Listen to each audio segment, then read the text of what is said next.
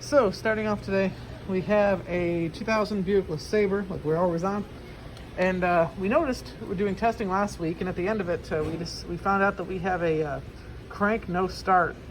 So because we've had a former repair done on this car, on the crank position sensor, where we looked at the wires, going to strip it back and look to see where previous repair was. See that little black mark right here? That looks like a burn spot, and this wire here is our reference wire, the 10 volt reference. So what we're going to do is we're going to take a look at it, see if we can get a reference off of it, off the signal, and we're going to go from there. But this is really interesting to see. I'm going to see if we have voltage at the sensor. This is key on.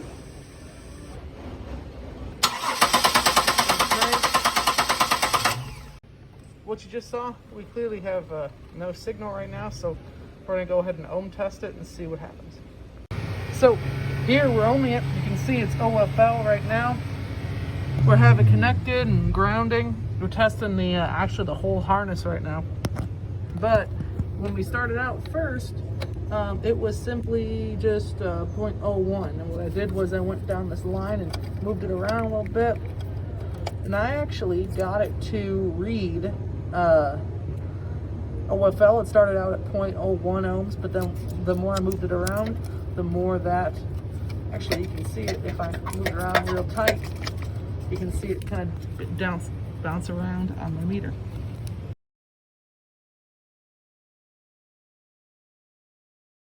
All right, so we're on this 99 Cherokee. We're going to be looking at this leak detection pump. We had code for it set in the system, and another day we took it apart and saw that we had a crack in it. So we're going to take a look at it and see if we can shove some smoke through it and see if we can get to kick through or do some funky stuff. So let's work on it. There's that code I was talking about, that P1495 for the leak detection pump solenoid circuit. So what we're going to do now is we're going to put some smoke in it. You can see we got our smoke tester lined up, and we're going to see if it kicks through or not. Here is the leak detection pump diagram and all the connectors for it. I'll see you guys later. So what we're going to do is we're applying vacuum to it, and you can start to see that diagram start to move a little bit. Putting smoke inside of it, you can see the smoke actually coming out of that crack in the plastic. I'll see you guys later. So what we're going to do is we're applying vacuum to it, and you can start to see that diagram start to move a little bit.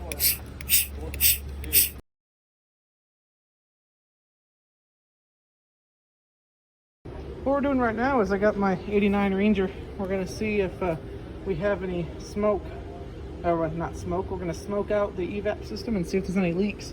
What's really interesting is if I go up to the front of my car, you can kind of see that there's the canister and that top part's missing. So I'm really interested to see if it'll pop out or if I have any broken lines. So this will be interesting.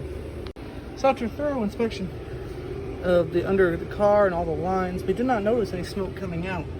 So which is a really good sign that the Evap system is intact and it is working. So that is the story on that.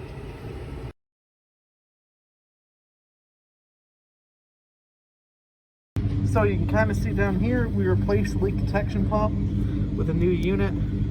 So what we're going to do is we're going to run it for a little bit. We're going to see if we can pull code and see if the codes disappear. Hopefully that will solve our problem. All right, so what we're looking at now, we pulled the codes and found out we still have the same codes. So we're going to keep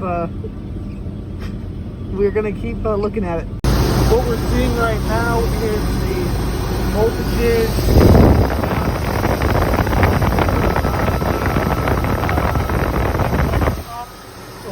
What we're going to try to see is if it activates when I hit it on the purge setting and all of the other tests we can do. So let's see what we can get. Alright, looking at the leak detection pump, it's currently open. Not getting any voltage at it, so we'll see what that means. You can also see the pump is on block mode, as you can see right there. So we can see here that on our signal test, we're getting about 6 volts to the detection pump. We found out that the fuse box over there, the fuse is actually pulled out of it. So we put the fuse and now we're getting voltage to it, and we don't have a code. So, which is good. You can see that the pump is actually functioning. You can see the diaphragm move in it, verifying that given that there is a crack in it, it still functions correctly once you replace the fuse for it.